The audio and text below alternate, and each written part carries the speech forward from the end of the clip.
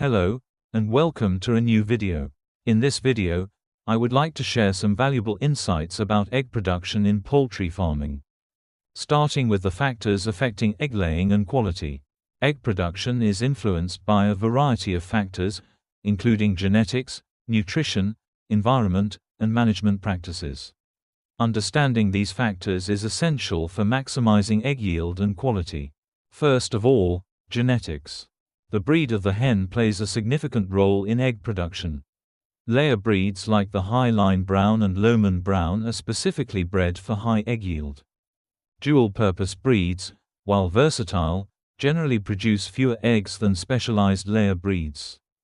Then, nutrition. A balanced diet rich in protein, calcium, and essential vitamins is crucial for optimal egg production. Calcium is particularly important for strong eggshells, while deficiencies can lead to thin or brittle shells. Moreover, lighting. Consistent lighting schedules, typically 14 to 16 hours of light per day, stimulate egg laying. Sudden changes in lighting can disrupt laying cycles, so it is important to maintain a consistent schedule. Additionally, health and stress. Diseases, parasites, and stress can significantly reduce egg production. Ensure your flock is vaccinated, dewormed, and housed in a clean, stress-free environment. And lastly, age. Hens typically start laying eggs at around 18 to 22 weeks of age and reach peak production at 25 to 30 weeks. Egg production gradually declines after the first year, and hens may need to be replaced after 2 to 3 years. Now, let me share some of the key tips to manage layers for optimal egg production. To maximize egg production, follow these management practices. Provide comfortable, well-ventilated housing with sufficient space to minimize stress. Ensure constant access to nutritious feed and clean water.